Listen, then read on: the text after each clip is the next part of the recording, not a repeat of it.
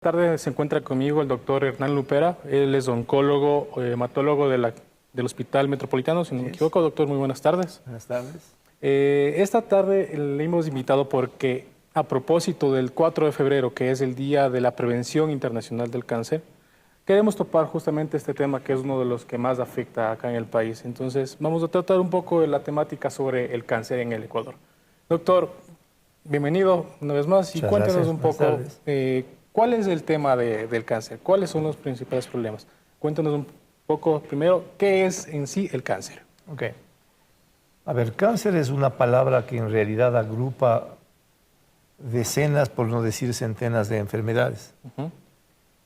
El principal mecanismo es una mala regulación en la proliferación celular. Dicho en términos simples, las células nacen, las células crecen, las células tienen que morir.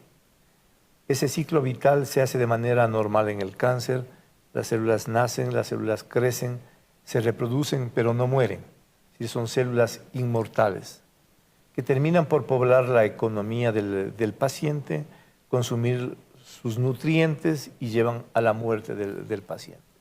Entonces es un invasor a la economía del paciente.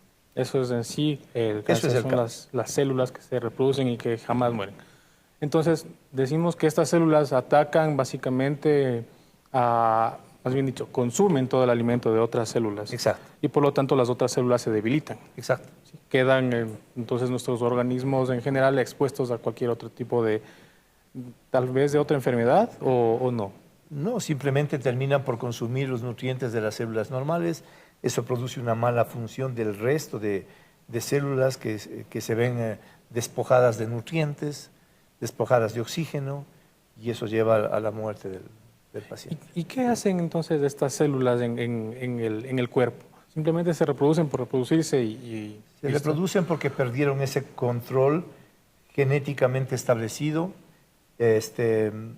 mediante el cual las células tienen que llegar a morir, cumplir un ciclo vital.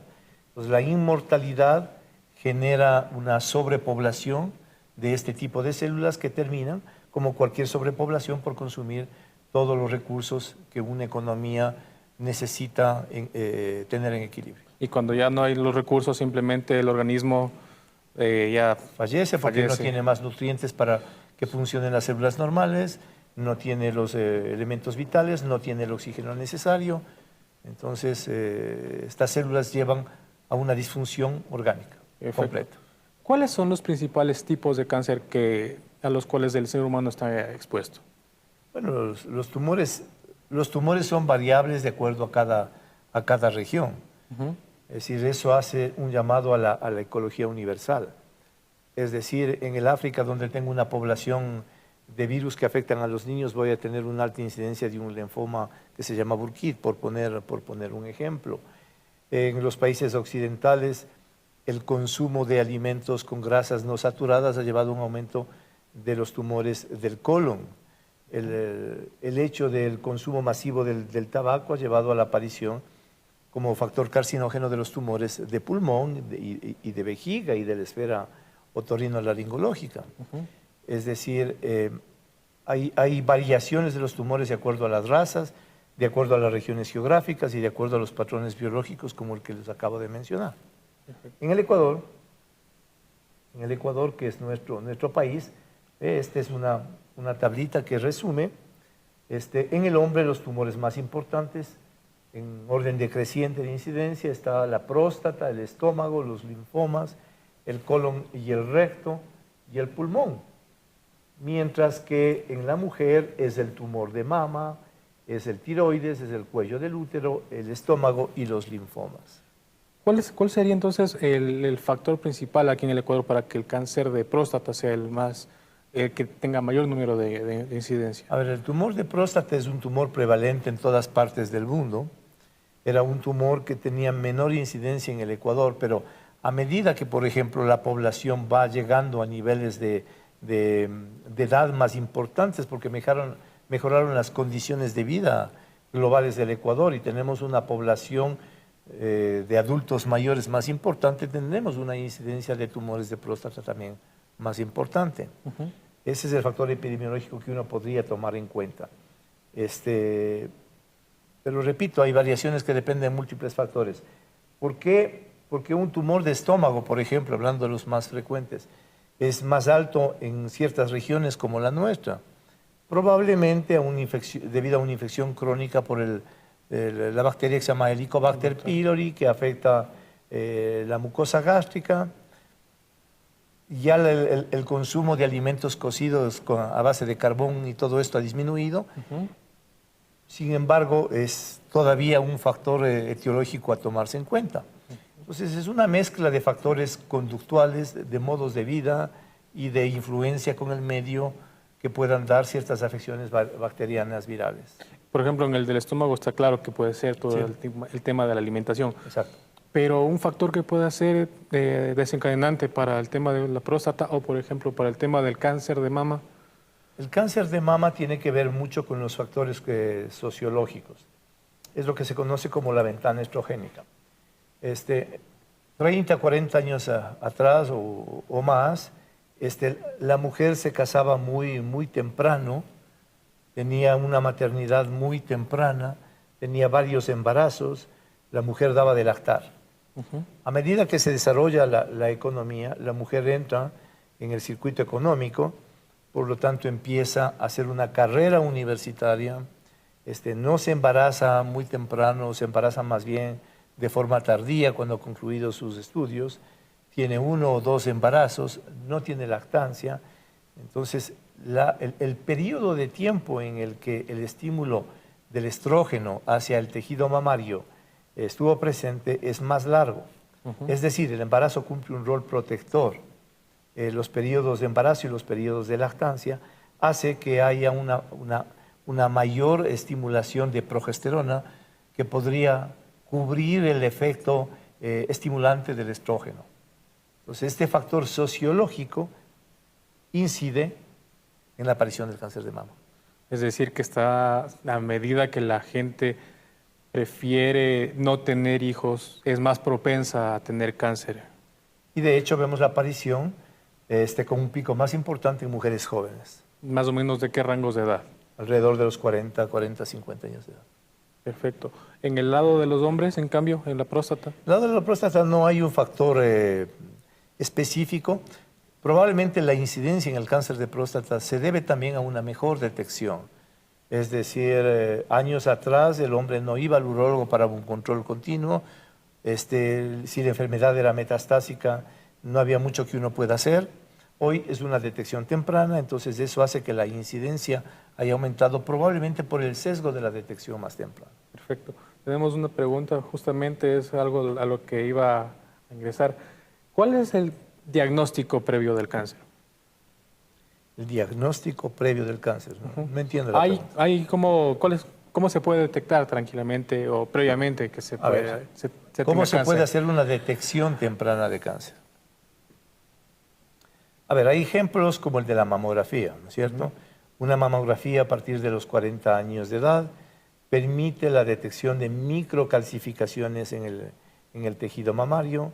Las microcalcificaciones son patognomónicas de un cáncer, entonces nos puede llevar a hacer una detección temprana de un tumor que todavía no da manifestaciones clínicas, es decir, no hay todavía una masa palpable, no hay una secreción de líquido por el pezón, no hay ganglios, no hay ninguna otra cosa que nos lleve a pensar en un tumor. Sin embargo, esto ya nos lleva a hacer una biopsia de esa área en donde están las microcalcificaciones y a encontrar un tumor temprano de mama. Por ejemplo, ese es un ejemplo. El otro ejemplo puede ser la práctica de una colonoscopía a partir de los 50 años, que eventualmente lleve a la detección de pólipos. Los pólipos están relacionados con el tumor de colon. La detección de pólipos nos puede llevar a una detección temprana de cáncer de colon. Son 2 ejemplos. Un fumador muy intenso, probablemente un estudio radiológico de forma periódica lleva a la detección de un tumor en un grupo que sabemos que es a riesgo. ¿De cáncer de pulmón? De cáncer de pulmón.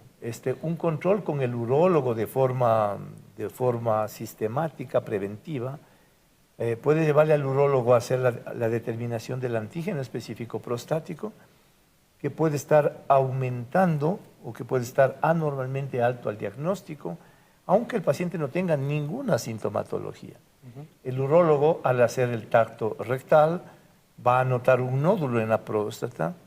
El eco que se va a hacer, la ecografía que va a hacer, va a detectar un nódulo en la próstata que va a llevar a una biopsia, y esa biopsia nos va a llevar a un diagnóstico temprano de cáncer. Es decir, esos son los métodos de diagnóstico precoz, temprano de cáncer. Significa que, por ejemplo, yo, digamos que soy una persona que tiene 40 años, quiero saber si es que tengo cáncer en algún lugar del cuerpo, ¿tengo que hacerme varios exámenes en todos los lugares o hay algún tipo de examen general? No hay un examen dirigido con respecto a un órgano por una incidencia que sea mayor en una región o un país. Lo que hay es un estudio clínico general en el que el médico internista, por ejemplo, va a hacer una palpación de zonas que portan ganglios. Si se detecta un ganglio, va a llevar a la sospecha de algún tipo de tumor de origen hematológico, por ejemplo. Pero lo que uno dice es los síntomas que le deben llevar a un paciente, a una persona a consultar. Es un paciente que pierde peso, es un paciente que tiene una tos persistente, es un paciente que tiene un sangrado digestivo que no está explicado, o que tiene sangre en la orina. Son llamados de atención de que algo está pasando en el organismo y que debe llevar a hacer una investigación un poco más profunda. Es decir, siempre es importante con el examen general, después se puede ir profundizando y haciendo los exámenes específicos. Exacto. Orienta hacia un síntoma o un problema en especial. Perfecto. Queremos además recordarle a nuestros amigos que pueden hacernos sus preguntas a través del Facebook de Teleamazonas. Doctor, continuemos. ¿Qué pasa cuando a una persona le detectan cáncer, cualquiera que éste sea? ¿Cuál es el siguiente paso? A ver, el paso siguiente es establecer qué extensión tiene la enfermedad. El primer paso obviamente es un paso de seguridad. O sea, yo necesito que el patólogo que está haciendo un diagnóstico lo haga con total precisión para poder definir el nombre y el apellido del tumor. Cáncer es un nombre genérico. Linfoma, por decir algo, un tumor de ganglio linfático. Pero ese linfoma puede ser un linfoma Hodgkin, puede ser un linfoma no Hodgkin. Cada uno tiene subtipos de linfoma. Y cada uno tiene un tratamiento que va a ser diferente. Específico. Entonces, cáncer no es igual a un tratamiento, cáncer no es igual a un diagnóstico. Cáncer son múltiples diagnósticos, cáncer son múltiples tratamientos dirigidos a cada tipo específico de enfermedad. El patólogo tiene técnicas ahora moleculares que permite a través de la inmunohistoquímica hacer un diagnóstico con total precisión del subtipo de cáncer. Se va más lejos ahora, hacia los estudios genéticos, llegando a técnicas sofisticadas como los inmunoarreglos, los inmunoarrays. Todo eso permite tener un diagnóstico de gran precisión. Tomemos un ejemplo. Cáncer de pulmón. Hasta hace 10 años atrás se tenía una división histológica, carcinoma tipo adenocarcinoma, células gigantes, carcinoma escamoso, y tenía el carcinoma células no pequeñas. Hoy cada subgrupo, cada subtipo de esos tumores es una familia con complejidades completamente diferentes. Toma usted como ejemplo ahora el carcinoma tipo adenocarcinoma de pulmón. En los últimos años se encuentran proteínas en la parte externa de las células tumorales que en realidad son receptores de señal que al ser estimulados por el ligando desencadenan cadenas de señal intracelular. Señales adictivas, es decir, esa célula es adicta a ese tipo de señal. Y si yo corto ese tipo de señal, tengo un mejor control de la enfermedad que lo que tenía antes con quimioterapia exclusiva. Para poder llegar a ese diagnóstico, tengo que establecer con precisión. Por ejemplo, si un carcinoma de pulmón tiene una mutación del factor epidérmico de crecimiento, tiene una mutación del receptor que se llama ALK, o del receptor que se llama ROS, o del receptor que se llama HER2. Si esa célula de tumor está sobreexpresando proteínas de control inmunológico, que se las conoce como PDL1. Si no tiene ninguna de esas mutaciones, entonces cada uno de esos subgrupos tiene un tratamiento muy selectivo. Perfecto. Vamos al otro tema. Está identificado entonces, por ejemplo, cuál es en este ejemplo del cáncer de pulmón, cuál es específicamente el problema. El tipo de tumor. El tipo de tumor. ¿Qué es lo que se hace en ese momento? Ok, entonces esas técnicas de diagnóstico van acompañados de tratamientos. Para poder establecer un tratamiento tengo que saber la extensión de la enfermedad. Entonces ahí viene la famosa escala TNM o el estadio de la enfermedad. Grosso modo, una enfermedad localizada, sintetizando un estadio 1, una enfermedad que tiene una afectación local, pero también tiene ganglios enfermos alrededor del tumor, un estadio 2, por poner en simple. Una enfermedad que involucra 2 pisos del abdomen, del organismo, el tórax y el abdomen, un estadio 3. Una enfermedad que tiene una enfermedad diseminada por todo lado, un estadio 4. Es fácil entender que una enfermedad local a lo mejor puede ser controlada solamente con cirugía. Con extirpación. O puede ser controlada con radioterapia. Ejemplo, el tumor de próstata. Un tumor de próstata localizado a la próstata puede ser manejado con cirugía o puede ser manejado con radioterapia dependiendo de las condiciones clínicas del paciente.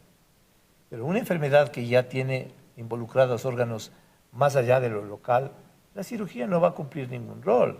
El paciente recibirá tratamientos ya sea con quimioterapia, con modificadores de respuesta biológica o lo último, con inmunoterapia. Eso es lo que se conoce cuando se distribuye la enfermedad, es la metástasis, ¿verdad? Exacto. Y ahí es cuando se tiene que hacer un ataque ya más generalizado al cuerpo. Un ataque sistémico. ¿Sí? Así es. Perfecto. Tenemos una pregunta, bueno, varias preguntas en realidad en este momento. Nos dicen, ¿el cáncer de mama causa dolor en la cabeza? Causa dolor en la casa. Todo tumor causa dolor en la casa. Se refiere al entorno familiar, supongo que eso es lo que quiere decir. Eso es lo que... Eso es una regla para todo tipo de tumor, no solamente para el tumor de mama. Perfecto. A ver, nos dicen aquí, ¿tener un mioma qué tan peligroso es? Mioma es un tumor benigno. Hay un porcentaje muy pequeño de los miomas que en realidad no son miomas, sino sarcomas, es decir, un tumor que proviene del músculo. Entonces, un mioma que crece de forma muy, muy rápida y que tiene tendencia a invadir el músculo restante podría ser un sarcoma. La mayoría son tumores benignos, cuyo problema esencialmente es mecánico y funcional, es decir, sangrados abundantes uterinos durante las menstruaciones o menstruaciones dolorosas, ¿no es cierto? Cuando el tumor obviamente es muy importante, a veces ocupa todo el volumen uterino o incluso más grande que el útero, probablemente son pacientes que necesiten en un momento dado una extirpación quirúrgica o del tumor o del... ¿Pero puede convertirse en cancerígeno también? No, no es una conversión, es un tumor maligno que estaba ahí desde el inicio y que fue tomado por benigno. Ay, perfecto. Nos están preguntando, hola, muy buenas tardes, ¿el cáncer de tiroides se opera y desaparece? Cáncer de tiroides, entre comillas, es uno de los tumores más benignos que existe por su historia natural. Muchos de los tumores de tiroides con la resección de toda la glándula tiroidea, ¿no es cierto? Y luego la supresión hormonal con la levotiroxina. Y en caso de haber residuo tumoral en la zona de la cirugía con el yodo 131, son tumores que se controlan de manera muy importante. Perfecto. Nos preguntan también, ¿una hernia puede dar cáncer? No. Hernia es simplemente la protrusión de una parte del epiplón, una parte del tejido adiposo a través de un orificio en una denticia o en un músculo. Es un problema benigno que tiene que ser resuelto quirúrgicamente si causa dolor, causa problema. Perfecto. Aquí hay una pregunta que nos dice Verónica Egas. ¿Por qué hay gente ecuatoriana que prefiere tratarse del cáncer afuera, en el exterior? A ver, tiene varios capítulos el tema. Hay un sentido, vamos a hablar muy claro respecto al tema. Exactamente. Hay un cierto sentido en en la población, que no concierne solamente a la medicina, de pensar que todo lo que se realiza fuera del país es mejor. Es una tendencia a pensar de que la estructura tecnológica, la estructura de aprendizaje, la estructura de servicios es mejor que en el Ecuador. Probablemente sí haya diferencias sanitarias en los diferentes países. No solamente es la diferencia sanitaria, sino el acceso que uno pueda tener a los mejores sitios. En el supuesto de que uno comparara mejores sitios con mejores sitios, obviamente las diferencias tecnológicas, las diferencias de inversión en tecnología pueden hacer una diferencia. Pero en lo que concierne al juicio médico y al expertise médico, el mundo hoy es globalizado, lo cual quiere decir que la información que se está recibiendo en cualquier parte del mundo llega al mismo tiempo a nuestro país. Es decir, que científicamente, tecnológicamente, al menos en lo que concierne a la información, no hay diferencias.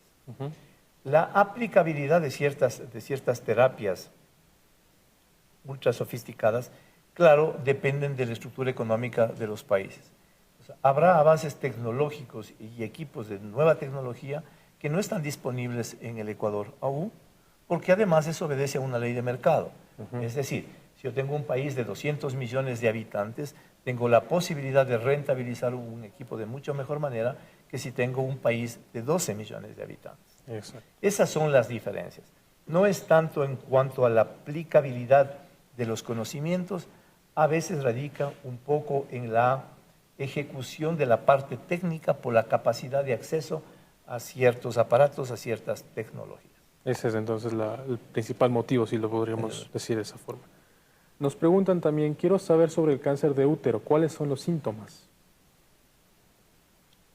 El cáncer, hay dos cánceres de útero, hay el cuello del útero y hay el del cuerpo y del endometrio. El cáncer del cuello del útero, que es el más frecuente, normalmente es un tumor que empieza a producir pérdida sanguínea, maloliente a través del cervix uterino, a través de la vagina, que puede a veces ser tomado por una infección, que puede ser tomado por un sangrado, por una disfunción endometrial, una disfunción hormonal. Ese es uno de los primeros síntomas. Cuando la enfermedad está un poco más avanzada, obviamente aparece ya dolor, o puede aparecer compresión de los ureteros, que son dos tubitos que bajan desde los riñones y llevan la orina hacia la vejiga, con aparición de retención urinaria y falla renal. Perfecto. Y nos preguntan también por aquí, doctor, tengo entre el seno y la axila un dolor desde hace algún tiempo. ¿Qué puede ser? Los dolores en la mama son muy variables. La gran mayoría de los dolores son las famosas mastodinias, que se presentan normalmente unos pocos días antes de la menstruación y no es nada más que turgencia mamaria por el estímulo hormonal. Perfecto. Vamos un poco al tema hemos analizado el cáncer, las posibilidades que se pueden tener. Vamos un poco al tema de la prevención. ¿Cómo podemos prevenir nosotros algún tipo de cáncer? No hay una norma común de prevención, sin embargo hay lineamientos generales que hacen alusión esencialmente a los hábitos. Es decir, tener una dieta sana, que sea equilibrada en legumbres, luego fibra, en frutos, y que tenga equilibrio, o sea, no un exceso de grasas saturadas, va a hacer que disminuya la incidencia de un cáncer colorectal, por ejemplo. El hecho de no fumar y no ingerir alcohol va a hacer que disminuya la incidencia de un cáncer de pulmón, de vejiga y de la esfera ORL. La actividad física parece que está involucrada en la disminución de incidencia en algunos tipos de tumores. Esto está perfectamente documentado en el cáncer de mama, en el que la paciente que ha tenido un tumor de mama y ha sido tratada por un tumor de mama y cambia sus hábitos y empieza a tener una actividad física importante, tiene menor tasa de recidiva que aquella que no lo hace. Pues estos son factores que nos hablan de una cierta epidemiología con una buena higiene de vida como un factor preventivo de cáncer. Perfecto. Creo que este tema se ha topado bastante en los otros programas, inclusive ha sido el tema de la alimentación justamente y el deporte como los hábitos principales para Así es. mantener una buena Buena salud. salud. Exactamente. Vamos a un tema más específico y es el de la inmunoterapia. Es un tratamiento nuevo que está actualmente en boga en el mundo. A ver, es el tratamiento más nuevo y es el tratamiento más antiguo. A ver, así como las enfermedades infecciosas han sido de alguna manera controladas unas, derrotadas aparentemente otras, en función de las vacunas, ¿sí? Ujú. Asimismo, observábamos que cierto tipo de tumores, como los tumores de riñón, por ejemplo, el adenocarcinoma de riñón, tenía una respuesta paradójica. Es decir, un paciente que tenía ya una enfermedad con metástasis a los pulmones, a ese paciente que le extirpábamos el riñón enfermo, observábamos que las metástasis en el pulmón regresaban sin tener ningún tratamiento sistémico. Ujú. Igualmente, una enfermedad que se conoce como melanoma, que son las manchas negras en la piel, con ganglios y con depósitos a distancia, muchos de estos pacientes tenían una regresión de su enfermedad de forma no explicable.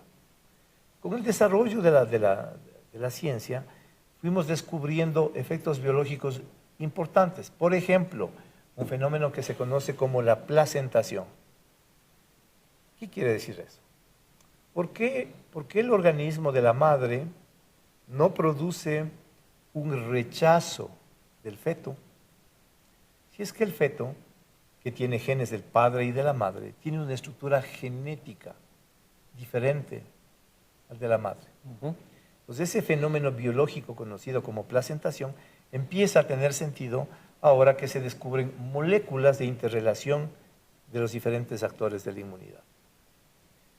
Para hacer un escenario general, un organismo, un virus, una bacteria o un tumor, es reconocido por una célula en el organismo que se llama macrófago. El macrófago engloba, digiere al virus, a la bacteria, y expresa las proteínas de la destrucción de este virus, de esta bacteria o de estas células de tumor en la superficie de la célula. Y le pone en contacto con una célula de la inmunidad que se llama linfocito. Este linfocito, que se llama linfocito T, reconoce a la proteína extraña y organiza toda una orquesta de defensa en contra de esa proteína. Ya. Este mecanismo de reconocimiento de lo extraño puede ser alterado por la aparición de proteínas de contacto de célula con célula que generan lo que se conoce como tolerancia. Ese linfocito deja de reconocer al agresor como extraño y lo deja de atacar. La inmunoterapia consiste en romper esta tolerancia. Ya. ¿Cómo? Usando anticuerpos que bloquean las proteínas de señal de comunicación de unos con otros. Ese es un mecanismo. El segundo mecanismo de lo que se conoce son los famosos inhibidores del checkpoint, inhibición de los mecanismos de control inmunológico. El linfocito que ya conoció a la célula dañada y que la venía atacando, un buen día deja de reconocerlo. Porque el tumor desarrolló una proteína, son dos en realidad, PDL1, PDL2, que interaccionan con el receptor del linfocito y se produce una segunda onda de tolerancia. Ok, otro punto de acción de otro anticuerpo para romper esa tolerancia que está generando el linfocito por la célula del tumor. En simple, eso es la inmunoterapia.